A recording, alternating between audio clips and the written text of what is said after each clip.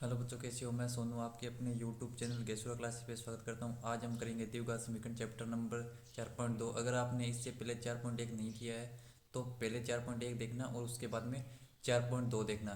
4.1 के अंदर हमने देखा था द्विघात समीकरण होती क्या है, ठीक है, और कौन सी इक्वेशन को द्विघात समीकरण कहते हैं। आज हम करेंगे द्विघात समीकरण के हल, गुणनखंडों द्वारा द्विघात समीकरण का हल। द्विघात समीकरण 2x² - 3x + 1 पर इक्वल टू 0 पर विचार कीजिए। यदि हम इस समीकरण के बाईं पक्ष में x को 1 से प्रतिस्थापित करें तो हमें प्राप्त होता है इक्वल टू 0 समीकरण का दायां पक्ष। हम कहते हैं कि एक द्विघात समीकरण इतने इक्वल टू 0 का एक मूल है। इसका यह भी अर्थ है कि एक द्विघात बहुपद इतने का एक शून्यक है। व्यापक रूप में एक वास्तविक संख्या एल्फा द्विघात समीकरण ax² + bx + c = 0 a0 = 0 का एक मूल कहलाती है।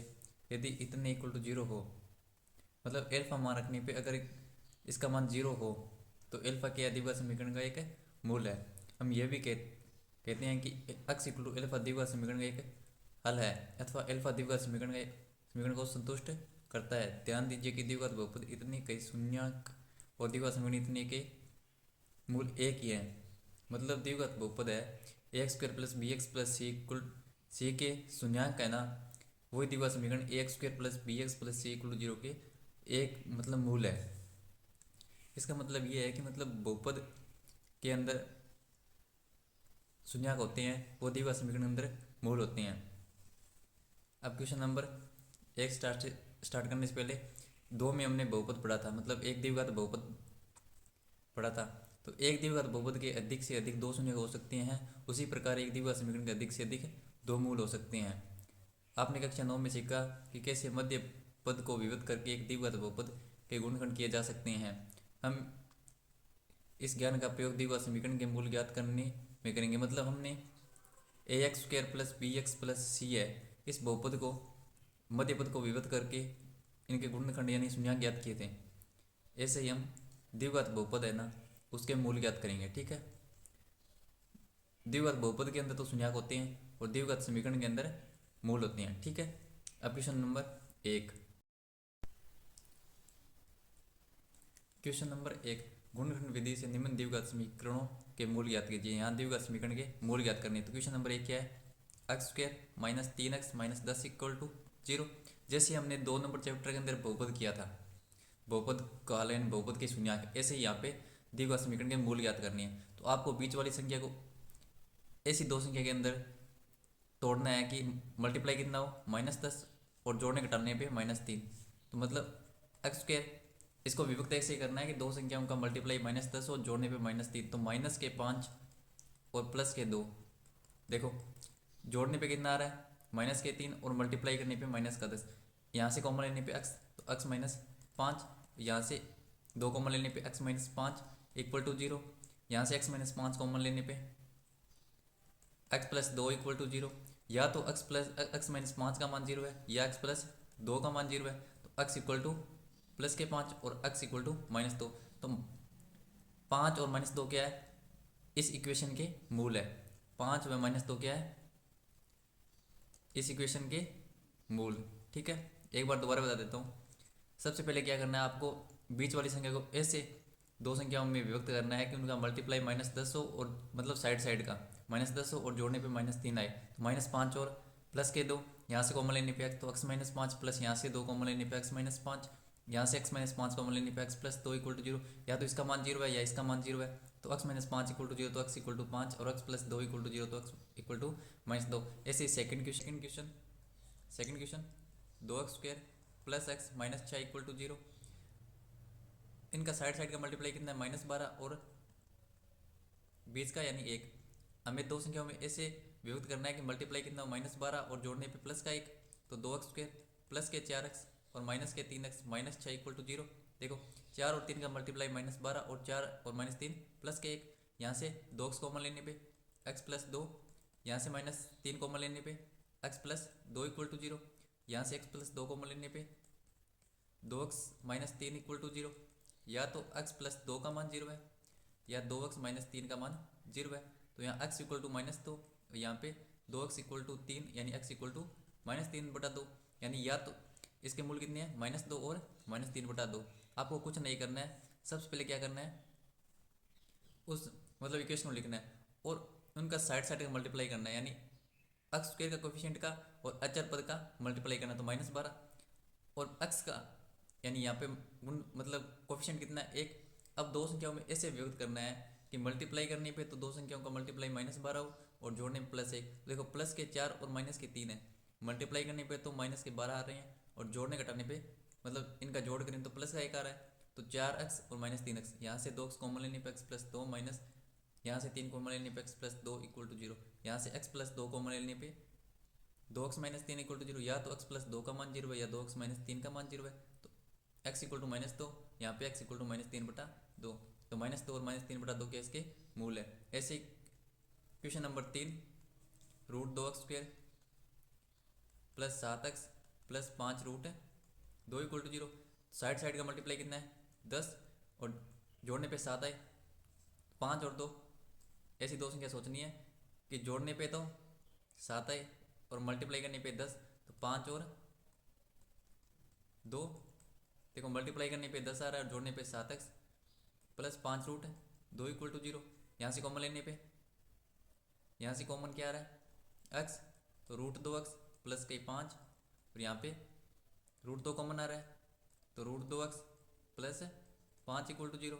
यहाँ से कॉमन √2x प्लस 5, यहाँ x प्लस √2 इक्वल टू 0।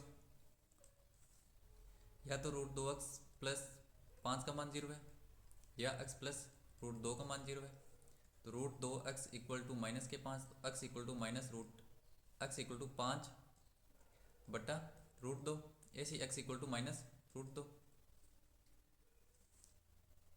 एक बार दोबारा, √x² प्लस 7x प्लस 5√2, ऐसी संख्या में मतलब दो संख्या ऐसी सोचनी है कि उनका मल्टीप्लाई 10 आए और जोड़ने पे प्लस के साथ, तो √2x² 5x और 2x प्लस 5√2 इक्वल टू 0। यहाँ से √2 कॉमन ले, यहाँ से x कॉमन लेने पे √2x प्लस 5, यहाँ से √2 कॉमन लेने पे √2x प्लस 5 इक्वल टू 0।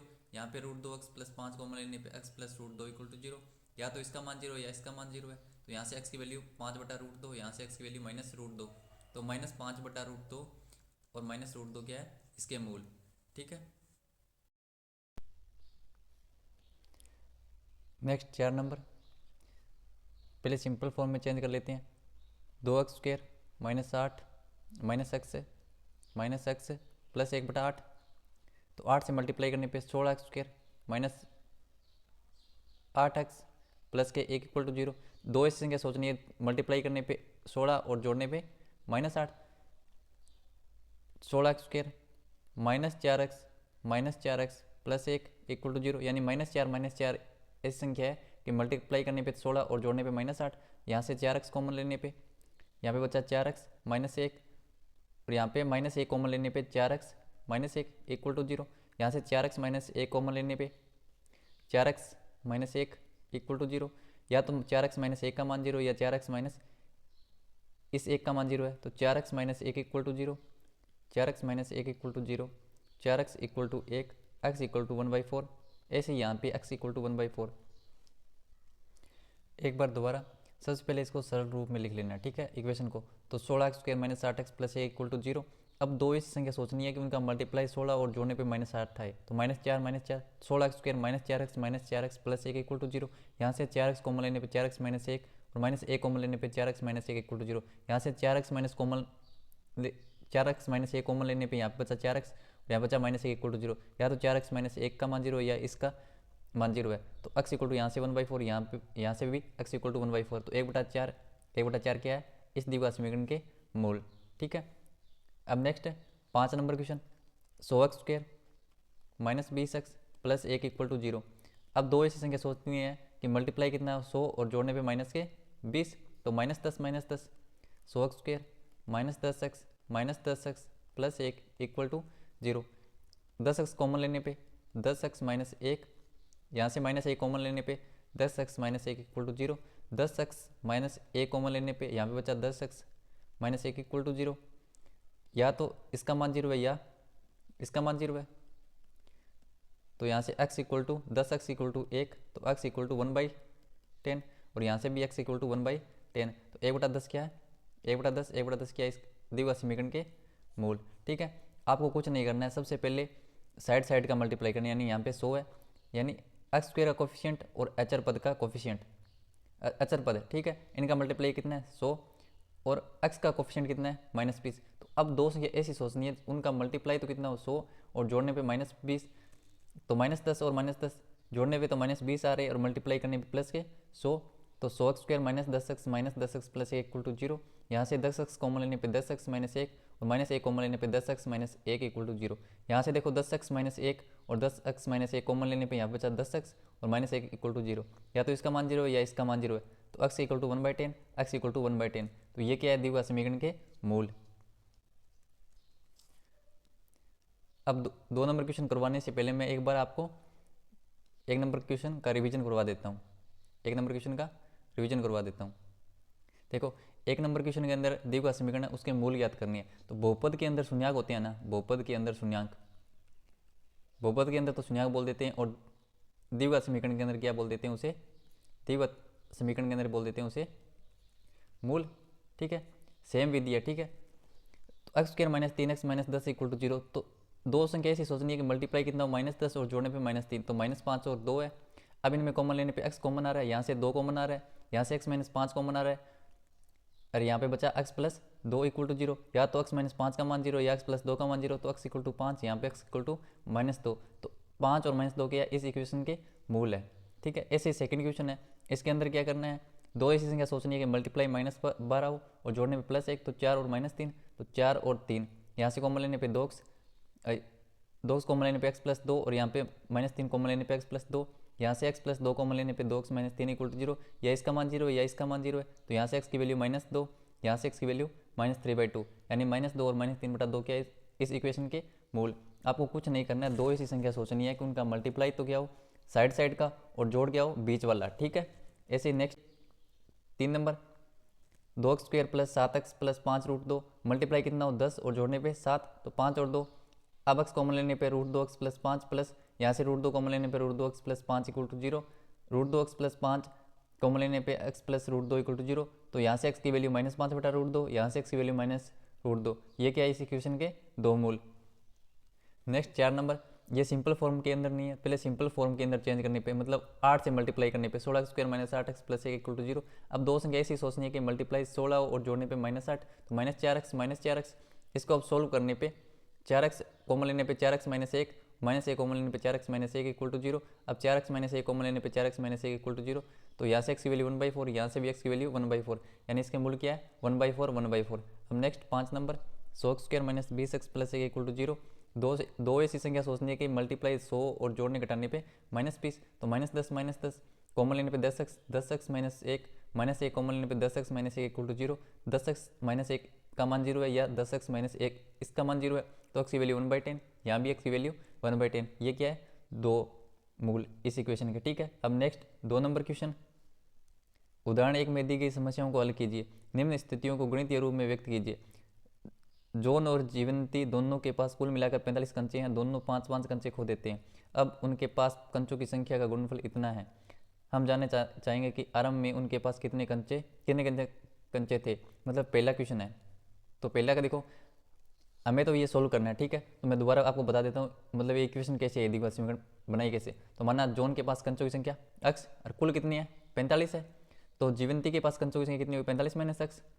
अब जॉन के पास 5 कंचे खो देने के बाद, मतलब 5 कंचे उसने खो दिए, x कंचे थे 5 खो दिए, तो अब कंचे कितनी है x - 5। ऐसे जीवंती ने भी 5 कंचे खो दिए, तो जीवंती के पास कितने कंचे थे 45 - x, इसमें से 5 माइनस करने पे 40 - x। अब उनका गुणनफल कितना है, अब क्वेश्चन में दे रखा है उनका गुणनफल कितना है 124। तो x - 5 और 40 - x का गुणनफल कितना है 124, ये दिया हुआ है। तो x² - 45 मतलब इनका गुणनफल इतना आया, ये किसके इक्वल है 124 के। 124 के इक्वल रखने पे सोल्व करने पे x² - 45x + 324 इक्वल टू 0। तो अतः जॉन के पास जितने कंचे थे, जो समीकरण मतलब ये है x² - 45x + 324 इक्वल टू 0। अब हमें इसको सोल्व करना है, x² - 45x + 324, 45x प्लस के 324 इक्वल टू 0। अब दो ऐसी संख्या सोचनी है कि मल्टीप्लाई कितना हो 324 और जोड़ने पे माइनस का 45, तो एक्स स्क्वायर माइनस के 36x और माइनस के 9x, 9 और 36 को जोड़ने पे माइनस के 45 और मल्टीप्लाई करने पे 324 इक्वल टू 0। यहाँ से x कॉमन लेने पे x माइनस 36 और यहाँ से 9 कॉमन लेने पे माइनस के 9, तो x माइनस के 36 इक्वल टू 0। अब यहाँ से x माइनस 36 कॉमन लेने पे x माइनस 9 इक्वल टू 0। या तो x माइनस 36 का मान 0 है तो x का मान कितना है 36, या x माइनस 9 का मान 0 है तो x का मान कितना है 9। इसका मतलब क्या है, जॉन और जीवंती के पास कितने कंचे थे 36 और 9 आरंभ में। ठीक है, मैं एक बार दोबारा बता देता हूँ। ये इक्वेशन तो बता दी, ठीक है, कैसे बनाते हैं इक्वेशन द्विघात समीकरण x square minus 45x plus 324 मतलब चैप्टर नंबर 4.1 के अंदर ही। अब इसको सोल्व कैसे करना है, अब आपको दो ऐसी संख्या सोचनी है कि मल्टीप्लाई कितना हो 324 और जोड़ने पे कितना हो माइनस के 45, तो माइनस 36 और माइनस 9 जोड़ने पे देखो माइनस 45 आ रहे हैं और मल्टीप्लाई करने पे प्लस के 324। यहाँ से x कॉमन लेने पे x माइनस 36 और यहाँ से माइनस 9 कॉमन लेने पे x माइनस 36। अब x माइनस 36 कॉमन लेने पे x माइनस 9 इक्वल टू 0, या तो x माइनस 36 का मान 0 है या x माइनस 9 का मान 0 है, तो x माइनस 36 इक्वल टू 0 तो x इक्वल टू 36 और x माइनस 9 इक्वल टू 0 तो x इक्वल टू 9। अब नेक्स्ट क्वेश्चन, एक कुटीर उद्योग एक दिन में कुछ खिलौने निर्मित करता है। प्रत्येक खिलौने का मूल्य 55 रुपये में 55 में से एक दिन के निर्माण किए गए खिलौने की संख्या के को घटाने से प्राप्त संख्या के बराबर है। किसी एक दिन कुल निर्माण लागत इतने थी, हम उस दिन निर्माण किए गए खिलौनों की संख्या ज्ञात करना चाहेंगे। अभी क्वेश्चन, तो माना उस दिन निर्मित खिलौनों की संख्या कितनी है x, तो उस दिन खिलौने की लागत कितनी होगी 55 माइनस एक्स। अगर खिलौने x है, उस दिन निर्मित खिलौने x है तो लागत कितनी होगी 55 माइनस एक्स, तो उस दिन कुल निर्माण लागत कितनी होगी x और 55 माइनस एक्स का मल्टीप्लाई। ये कितना दे रखा है, ये क्वेश्चन में कितना दे रखा है 750 थी। ठीक है, तो 700 इक्वल टू 750। अब इसको सोल्व करने पे x square minus 55x plus 750 equal to 0, तो मतलब ये क्या है द्विघात समीकरण। आपको क्या करना है, इस द्विघात समीकरण को हल करना है। ठीक है, तो x square minus 55x plus के 750 इक्वल टू 0। अब दो संख्या ऐसी सोचनी है कि मल्टीप्लाई कितना हो 750 और जोड़ने घटाने पे माइनस के 55।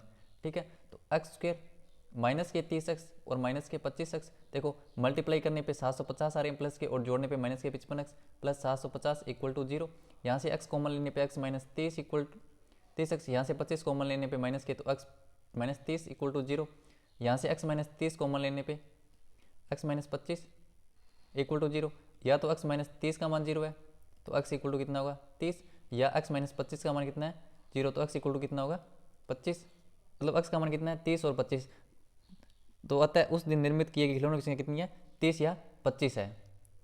इस प्रकार आपको सोल्व करना है। ठीक है, नेक्स्ट क्वेश्चन 3 नंबर, ऐसी दो संख्या ज्ञात कीजिए जिनका योग कितना 27 हो और गुणनफल कितना हो 182।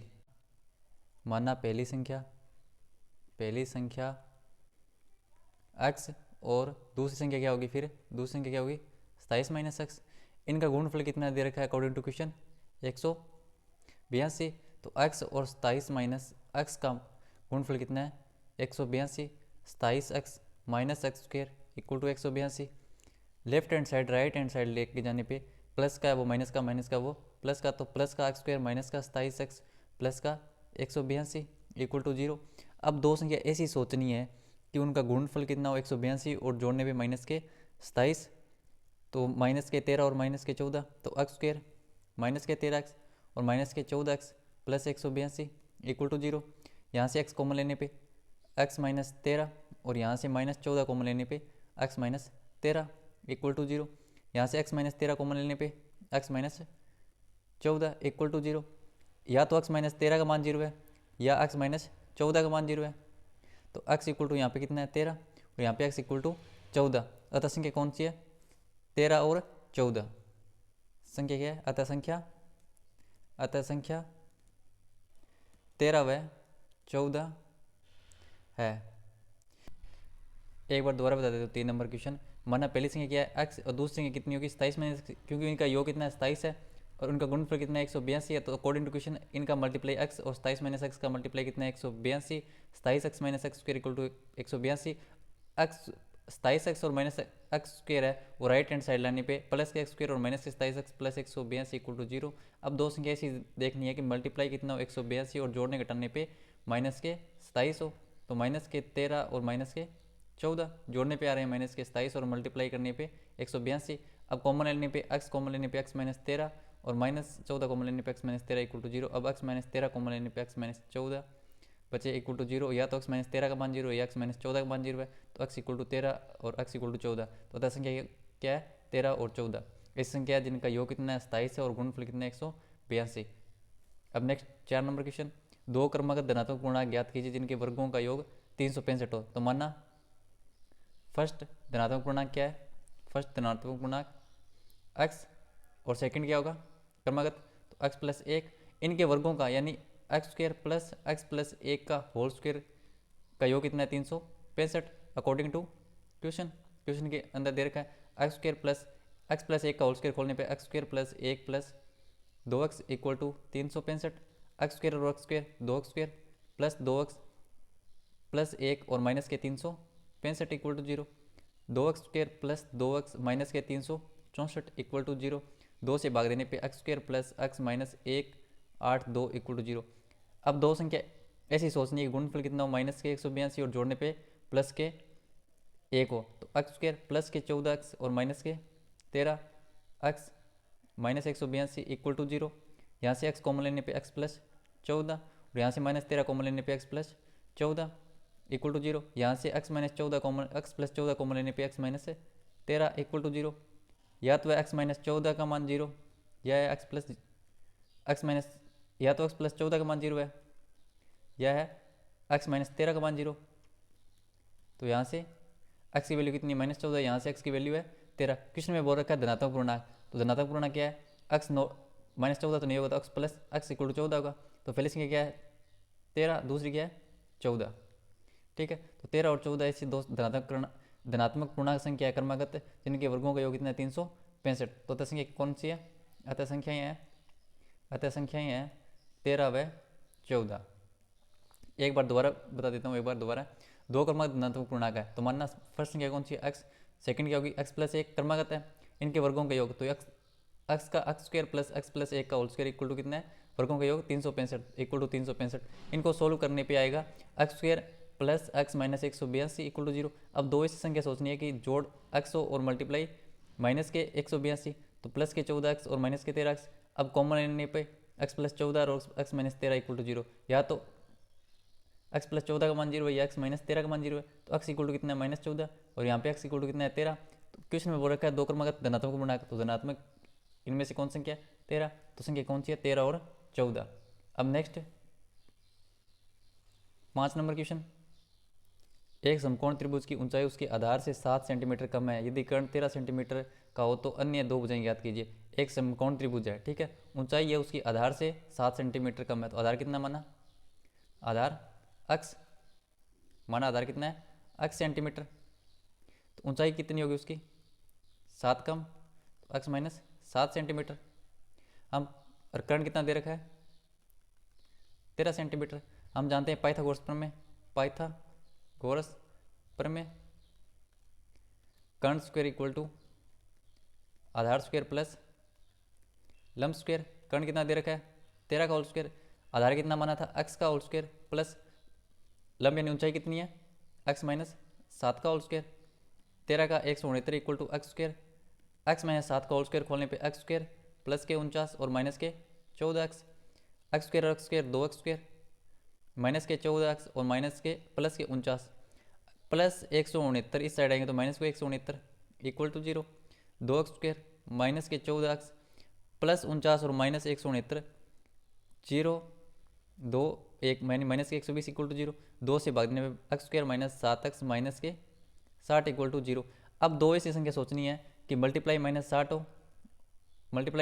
और जोड़ने घटाने पे माइनस के 7, मतलब जोड़ने पे माइनस के 7 आए, तो एक्स स्क्वायर माइनस 7x और प्लस के कितनी है माइनस के 60 है, माइनस के 60 इक्वल टू 0। तो दो संख्या सोचनी है कि गुणा करने पे माइनस के 60 और जोड़ने पे माइनस के 7, तो माइनस के 12x और प्लस के 5, जोड़ने पे देखो माइनस 7x आ रहे हैं और मल्टीप्लाई करने पे माइनस के 60 इक्वल टू 0। यहाँ से कॉमन लेने पे x तो x माइनस 12, यहाँ से 5 कॉमन लेने पे x माइनस 12 इक्वल टू 0, यहाँ से x माइनस 12 कॉमन लेने पे x प्लस 5 बचा इक्वल टू 0।